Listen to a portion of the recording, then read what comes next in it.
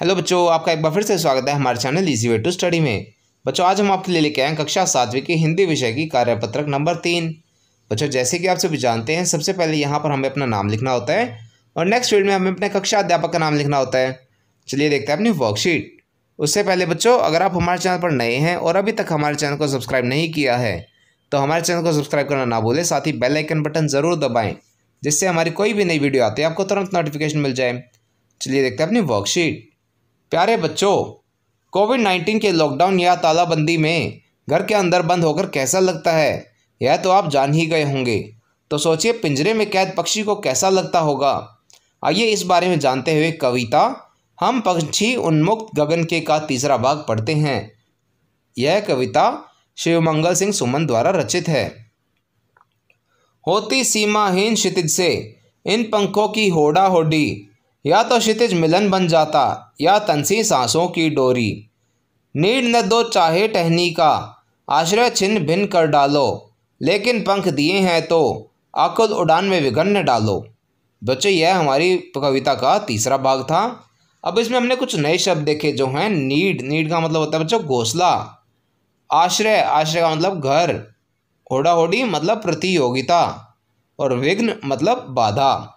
चलिए आगे देखते हैं बच्चों इस कविता का भावार्थ। बच्चों, भावार्थ है हमारा, कवि कहते हैं कि सीमाहीन आसमान में उड़ते हुए पक्षियों की पंखों में एक होड़ सी लग जाती है। वो आसमान की उस सीमा को छू लेना चाहते हैं जिसका कोई अंत नहीं है। वे आसमान को छूने की इच्छा रखते हैं, चाहे फिर उसके लिए उन्हें अपने प्राण ही क्यों न देने पड़े। पक्षी कहते हैं कि चाहे उन्हें घोंसला बनाने के लिए पेड़ की डाली न दो, चाहे रहने का स्थान भी तोड़ डालो, परंतु भगवान ने हमें उड़ने के लिए पंख दिए हैं, तो हमारी उड़ान में किसी भी तरह की बाधा न डालो। अब बच्चों, कविता के आधार पर हमसे कुछ प्रश्न पूछे गए हैं। यहाँ पे हमसे 4 प्रश्न पूछे गए हैं। चलिए देखते हैं इन प्रश्नों के उत्तर। पहला प्रश्न है, पक्षी उन्मुक्त रहकर अपनी कौन कौन सी इच्छाएं पूरा करना चाहते हैं। तो बच्चों, इसका उत्तर आप लिख सकते हैं, पक्षी उन्मुक्त रहकर आसमान की सीमा को छू लेना चाहते हैं और चाहते हैं कि कोई उनकी उड़ान में बाधा न डाले। चलिए बच्चों, अगला प्रश्न देखते हैं। हमारा अगला प्रश्न कहता है, पक्षियों को पालना उचित है अथवा नहीं, अपने विचार लिखिए। तो बच्चों, आप इसका उत्तर अपने हिसाब से लिख सकते हैं। जैसे मैंने यहाँ पे अपने विचार प्रकट किए हैं, तो मैंने लिखा है, पक्षियों को पालने में कोई बुराई नहीं है, परंतु उन्हें बंधन अथवा पिंजरे में कैद नहीं करना चाहिए। हमें उन्हें आज़ाद ही रहने देना चाहिए। बच्चों, यहाँ पे आप अपने हिसाब से अपने विचार प्रकट कर सकते हैं। चलिए चलते अगले प्रश्न पर। हमारा अगला प्रश्न है बच्चों, निम्नलिखित शब्दों से वाक्य बनाइए। बच्चों, हमें यहाँ पे 4 शब्द दिए गए हैं, तो हमें इनसे वाक्य बनाने हैं। मैंने यहाँ पे उदाहरण के लिए कुछ वाक्य बनाए हैं, आप चाहे तो इनका इस्तेमाल कर सकते हैं या फिर अपने अलग वाक्य भी बना सकते हैं। जैसे बच्चों, पहला शब्द था घोंसला, तो घोंसला से मैंने वाक्य बनाया है, शाम होते ही चिड़ियाओं का झुंड अपने घोंसलों की तरफ चल पड़ता है।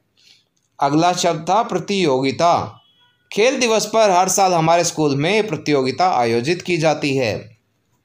अगला शब्द बच्चों बाधा, आलस्य का होना हमारी सफलता में सबसे बड़ी बाधा है। इसका बच्चों हमारा अगला शब्द घर, कोरोना महामारी के दौरान हमारा घर हमारे लिए सबसे ज़्यादा सुरक्षित है। इसी प्रकार बच्चों, आप अपने हिसाब से इनके वाक्य बना सकते हैं। चलिए आगे देखते हैं। अगला प्रश्न बच्चों, क्या आपने या आपकी जानकारी में किसी ने कभी कोई पक्षी पाला है? उसकी देखरेख किस प्रकार की जाती होगी, लिखिए। तो बच्चों, इस प्रश्न के पहले भाग का उत्तर आप अपने हिसाब से लिख सकते हैं। यदि आपने कोई पक्षी पाला है तो इसमें हाँ लिख सकते हैं, यदि आपने पक्षी नहीं पाला है तो इसमें आप नहीं लिख सकते हैं। जैसे मैंने कभी कोई पक्षी नहीं पाला तो मैंने उसके हिसाब से इसका उत्तर लिखा है। मैंने लिखा है नहीं, मैंने या मेरी जानकारी में किसी ने पक्षी नहीं पाला है। अब बच्चों, इसका दूसरे भाग का उत्तर, एक पक्षी की देखभाल निम्न प्रकार से की जाती होगी। पहला, उसमें पक्षी के रहने के लिए हमें घोंसला बनाना पड़ेगा। दूसरा, उसके खाने के लिए हमें अनाज के दाने डालने चाहिए। तीसरा, पीने के लिए एक बर्तन में पानी रखना चाहिए। और सबसे ज़रूरी चौथा पॉइंट, अगर हम किसी पक्षी को पालते हैं तो हमें उसे प्यार से सहलाना चाहिए, उसके साथ समय बिताना चाहिए और उसे अकेले महसूस न होने दें। बच्चों, ये हमारी वर्कशीट का आखिरी प्रश्न था। इसी के साथ हमारी वर्कशीट यहाँ पे समाप्त होती है। आशा करते हैं आपको अच्छे से समझ में आई होगी। बच्चों अगर आपको हमारी वीडियो पसंद आई हो तो उसे लाइक करना और अपने फ्रेंड्स के साथ शेयर करना ना भूलें। साथ ही अगर आपका कोई क्वेश्चन है तो उसे आप कमेंट सेक्शन में ज़रूर पूछें, हम आपके क्वेश्चन को जल्द से जल्द आंसर करने की कोशिश करेंगे। और बच्चों अगर अभी तक आपने हमारा चैनल सब्सक्राइब नहीं किया है तो ऐसी ही नई नई वीडियोस को देखते रहने के लिए हमारे चैनल को सब्सक्राइब करें। साथ ही बेल आइकन बटन ज़रूर दबाएं जिससे हमारी कोई भी नई वीडियो आते ही आपको तुरंत नोटिफिकेशन मिल जाए। Thank you.